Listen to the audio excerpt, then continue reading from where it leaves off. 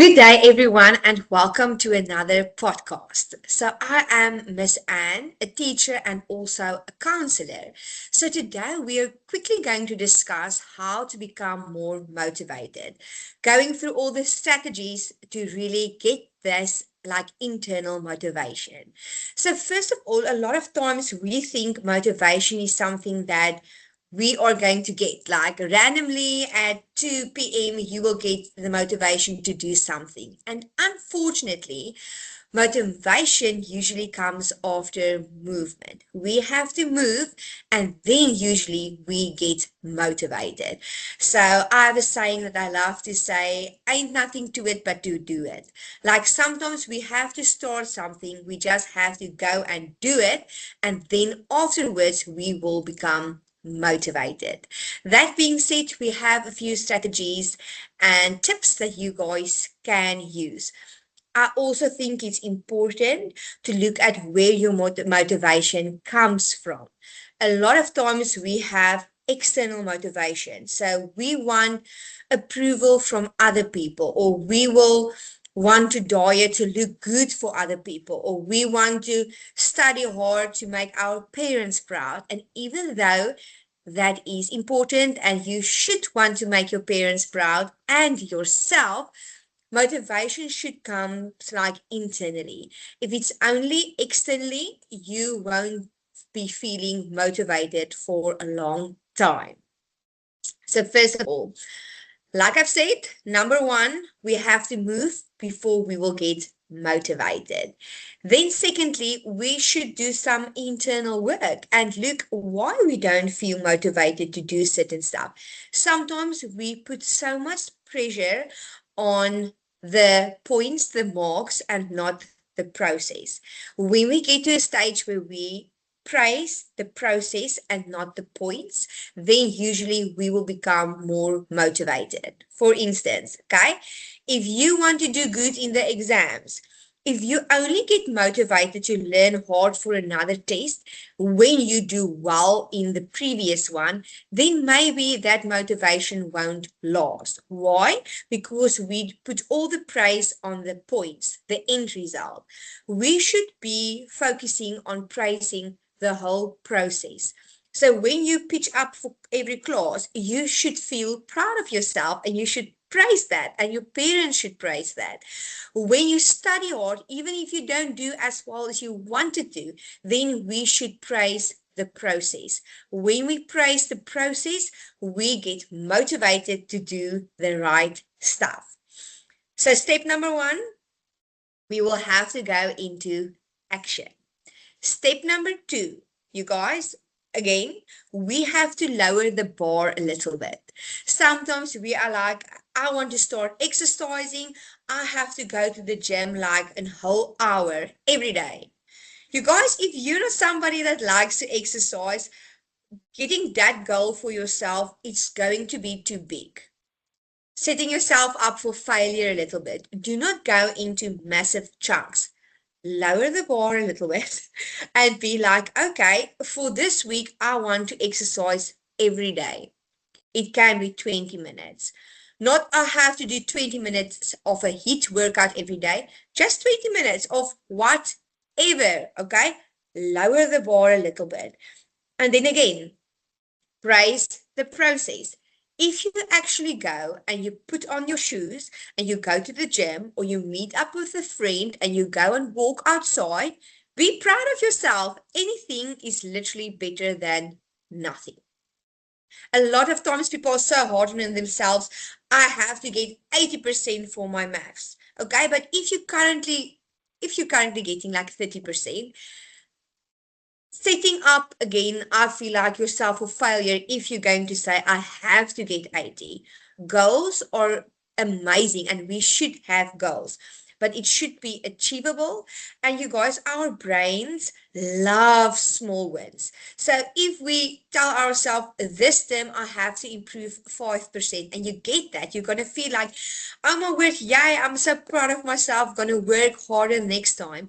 And then usually you do a lot better versus you just telling yourself, I have to get 80%. Now you move from 30% to 50 and you still feels like a failure. Why? Because the goal were too big. So lower the bar a little bit, okay? Think about if you had a best friend or a loved one and they wanted to improve something. How would you motivate about them? Would you be hard on them and say you have to get 80 for the next test, even though they got 30% for the previous one? No, you won't be that hard on them. So lower the bar a little bit for yourself. A cool trick that I usually have for myself and for other people is I have a 5 minute rule. You guys, when it comes to learning, when it comes to exercise, when it comes to everything that you do not want to do, because let's be honest, all the things that are going to be easy and that we can be lazy, like watching TV, going and eat a bag of chips and chocolates. That's lekker. That's going to be easy, okay? It's the hard stuff that's going to be difficult. So I have a 5 minute rule. Give yourself 5 minutes. If you don't want to continue after 5 minutes, then you stop. Then at least you had 5 minutes of that work completed. Also, sometimes we feel motivated when we go into action. So, if you are currently on a journey where you want to become a better version of yourself, you want to become healthier and fitter, give yourself 5 minutes. Today, I have to exercise 5 minutes. Put on your favorite jam and dance it out for 5 minutes. Or put on your shoes and go and walk outside for 5 minutes. I promise you, like most of the time, you're going to be like, okay, I've started now, 5 minutes done. Yay, small win. I'm going to continue for a while again. If it's dishes that you have to wash, begin with 5 minutes. Even if you just do 5 minutes of washing, okay? Then it's 5 minutes that's done. If your room is looking like a complete mess and you know it's going to take like 3 hours to clean up this mess, give yourself 5 minutes. Just start with 5 minutes and see how you will actually improve and what you will do. I actually want you guys to tell me, have any of you tried the 5 minute rule? Because for me, I feel like that's very, very effective. Then another tip that I want to give you is to make it easy for yourself. Sometimes, you guys, we are making things in life difficult for ourselves, unnecessary. So I'm going to use the health journey for example again. If you want to become fitter and healthier, and you do know, I only have time in the morning to work out because my day is like planned, like my whole day is planned, and I would not have any energy at night after work or after school to do some exercise. Do not put your shoes in a cupboard somewhere where you don't know where to find it. Do not set yourself up for failure. Get your clothes out the previous night, put it next to your desk, okay? Because when you wake up, clothes is already there. I can just literally put it on and I'm gonna go outside. If you have to, I don't know, if you want to study, okay, and you know you have to do that, do not wait until the last minute to know what should I actually study, because then you're going to be like, oh my word, this is too much. I now have to get buddies to find out on what we are actually writing the test about. Make it easier for yourself. Get all your notes beforehand. Put your notes on your desk so that when you wake up you can go and do that. If you want to do like put more effort into your religion and you want to do Bible study, or you just want to, put more time into that area of your life, put your things out the previous night. When you wake up, you can start with that. If you want to stretch in the mornings, get your yoga mat, put it in your room in front of your bed so that when the alarm goes off, you can just roll out of bed and you can begin to stretch. Not, I'm going to have to find my yoga mat now and now I'm going to look for it for 20 minutes. Okay? Make it easier for yourself. If you want to become healthier and you want to eat better, do not wait until you are like so hungry and hangry that you want to like put everything into your mouth. Actually prep beforehand. Make sure you have something in the refrigerator that you can just grab, some type of healthy snack. And don't be too hard on yourself. It should only be chicken breast and what have you. You can still eat nice, okay, just not just sugar, okay. Everything in life is balanced. I'm eating chocolate like almost every day. It's nice. We should eat chocolate, we should eat chips, we should eat all the nice lacquer stuff, okay, but we should also have balance in our life. And I think sometimes we know all the stuff, but we talk ourselves out of it, okay.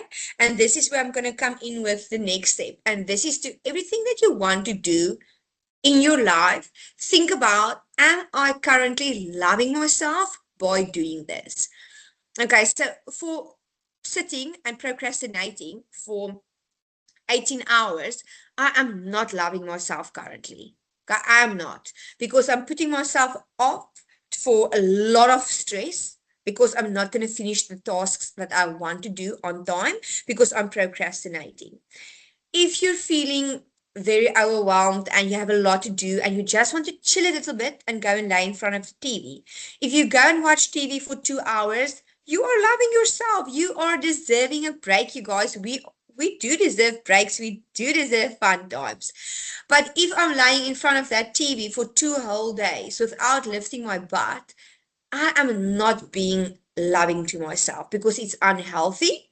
And also, there's a lot of things that you should have done by that time that you didn't do because you just wanted to watch a movie. Everything you do, think, am I loving myself by doing this? Then you will actually be more motivated.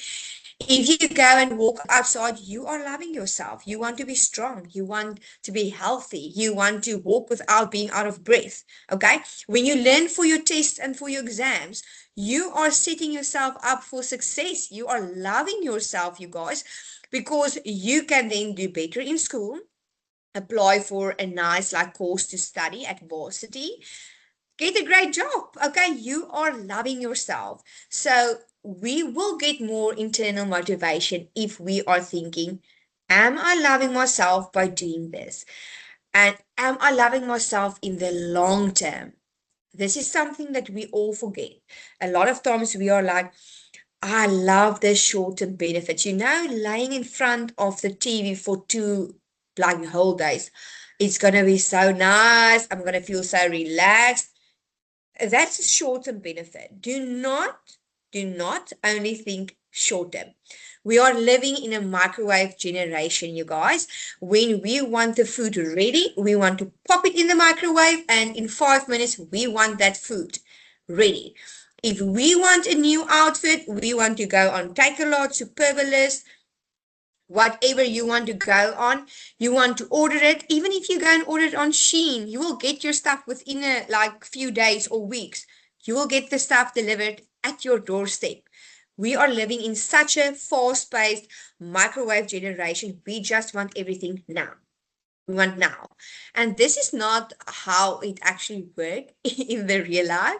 Like short-term benefits usually do not last. It do not last. So we have to learn that sometimes we have to work a little bit longer. Do it consistently, and then we will get the long-term benefits. So think long-term with everything that you do. Because we talk ourselves out of stuff. We know we should do something, but then we talk ourselves out of it because we're thinking about the short-term benefits. Remember, everything you do. Am I loving myself currently? Long term, if I do this. Okay. Then the next step that I have for you guys is, and this is a big thing, stop relying on your feelings. You guys, what we feel like it's important to check in, and now I'm feeling like this. I should look after myself. But feelings ain't facts. Okay? If you feel I don't feel beautiful, that's not a fact. If you feel I'm dumb, that's not a fact. If you feel I will not be able to do this, that's not a fact. Okay? Do not rely on your feelings. Feelings come and go. It goes like this. And this is supposed, like you guys, we are supposed to go like that. Like if you watch a movie and somebody's like heartbeat goes like this, teet, then they're not alive anymore. Okay? We should go like this in life. Obviously, we want more ups than downs, okay? But do not rely on your feelings. You're not going to feel like waking up at 5 a.m. and doing your work. You will become motivated when you do know I have the discipline to stand up at 5 a.m. and start my stuff and then go on with it. Do not rely on your feelings. You're not going to feel like working out. You're not going to feel like work. Like 80% of the time, you guys, you have to go on discipline. And am I loving myself long term by doing this? Do not go on feelings because I will be feeling I want to lay on the couch, eat chips and chocolates, and watch movies or whatever the whole day. It's not going to be beneficial for me. So relying on my feelings is not a great way to go. So do not rely on your feelings. And tell yourself, you do not have a choice. Like if somebody tells you you have to be in class at 8 a.m., you're going to be there. If your mother tells you you have to do this for me, you're going to do this. So when you tell yourself, I actually have to start to study, why do you show up for other people but you do not show up for yourself? Are you loving yourself if you do not show up for yourself? No. Okay, so do not rely on your feelings. And then the last little bit of facts that I do have is talk yourself better, you guys. If you feel like you're not good enough, you're not going to be good enough. Because then, whenever somebody's going to tell you something, you're going to believe them, even if they're not correct. Okay, so go and talk to yourself internally. And remember, you are with yourself 24/7. We are talking about people that's bullying each other the whole time. And someone is going to be mean to you. We get that in life. So life sometimes will be hard. And life will slap you. And some of us get more slaps than others. And some people actually do have soft lives. Some of us, unfortunately, do not have soft lives. And it's not fair and it's not nice, but we don't have control over that. Okay, what we do have control over is what we do.